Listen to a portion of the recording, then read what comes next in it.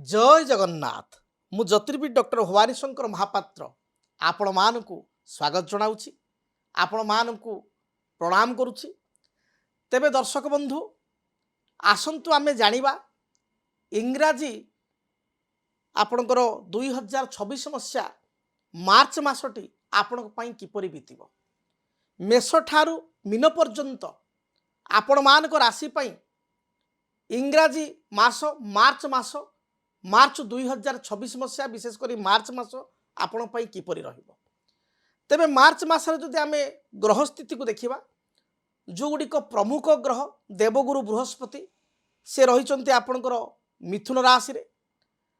आपणकर शनि रहिबे मार्च मास सारा आपणकर मीन राशि रे। से भली भाबरे आपणकर राहु रहिबे कुंभ राशि रे एवं केतु मार्च मास सारा रहिबे आपणकर सिंह राशि रे। जदि आमे रवि को स्थिति देखिबा ताले रवि आपणकर कुंभ राशि रे मार्च 1 तारिख रु आपण मार्च 14 तारिख पर्यंत कुंभ रे रहिबे एवं मार्च मासर 15 तारिख रे जो आपणकर संक्रांति पड़िबो मीन संक्रांति। मीन राशि को रवि जाउथबारु ताको कहबा आमे मीन संक्रांति जदा मास तदा रवि। तेणु मीन संक्रांति अर्थात 15 मार्च रे रवि चलन हेबे कुंभरु आपणकर मीन को। से भली भाबरे आपणकर मंगल कुंभ राशि रे बुध कुंभ राशि रे राहु सहित युक्त होइकी रहिबे एवं आपणकर 14 तारिख पर्यंत रवि सहित युक्त होइकी रहिबे। 15 तारिख पर ठारू रवि आपणकर शनि एवं शुक्र सहित युक्त होई मीन राशि रे रहिबे एवं शनि शुक्र आपणकर मीन राशि रे मास आरंभ रो रहिबे।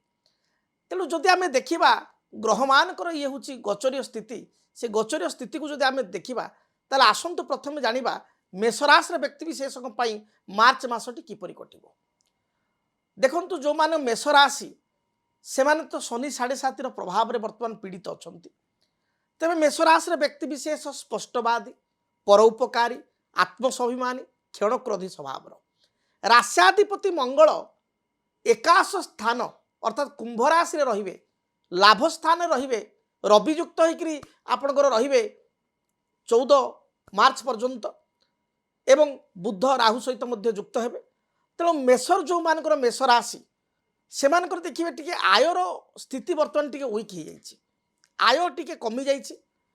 जो जो आपणकर परिश्रम करूचंती परिश्रम अनुसार फल मिलू नाही। परिवार भित्ति के मत पार्थक्य रहुछि मन विचलित होउछि। तेबे आपणक पई मार्च मासरे अटिक रहितिबा कार्य 14 तारिख भितरे बहुत गुडे कार्य आपणकर देखिबे पूर्णांग हेबो। संतान को क्षेत्र को जदि नहीं किसी बाधा विघ्न थाए पिला को नहीं जदि किसी टेंशन थाए बा पिलांकर जदि किसी परीक्षा थाए मार्च मासरे ताहले 14 तारिख मध्यरे यह आपण पई बहुत शुभप्रद हेबो। बा मार्च 14 पूर्व जदि संतान को किसी रिजल्ट आसीबार थाए ताहले संतान को रिजल्ट मध्य फलाफल मध्य पॉजिटिव आसीबो जोटा कि आपण पई भलो कथा। दूर यात्रा पर्वत पहाड़ समुद्र स्थल बा दूर जगह को आपण ट्रैवल करिया पई पसंद करिवे। तेणु आपण मार्च मासरे विशेषतः कौन धर्मस्थान किंबा पहाड़ पर्वत एरिया बरफाच्छन्न एरिया पहाड़ पर्वत एरिया दूर जगह बंधु गृह जदि दूर अच्छी से स्थान धार्मिक स्थल को आपण यात्रा करेंगे। बेपार वाणिज्य जदि आपंकर टिके डाउन चली थाए बेपार वाणिज्य जदि टिके मांदावस्था चली थाए ताहले मासर प्रथम तारिख रु 14 तारिख पर्यंत आपण बेनिफिटेड रहिबे। मात्र आपण 15 तारिख रु आपणकर मास शेष पर्यंत टिके केयरफुल रहिबे कना अर्थ अधिक खर्च हेबो टिके नंट पड़िबो अर्थात 15 रु 31 पर्यंत जगी रखी खर्च करिबा आवश्यक। स्वास्थ्य विषय जो देखिबा से भली 15 तारिख पर्यंत स्वास्थ्य बहुत भल रहिबो। 15 तारिख परे सामान्य गैस्ट्रिक एसिडिटी किछिटा पेट जनित समस्या कोष्ठकाठिन्य बा कन्स्टिपेशन एभली समस्या देखा दे पारे। मोटामोटी दाम्पत्य जीवन भल रहिबो पारिवारिक जीवन कुशल मंगल हेबो। बहु दिन अटक रही अर्थ प्राप्ति करेंगे।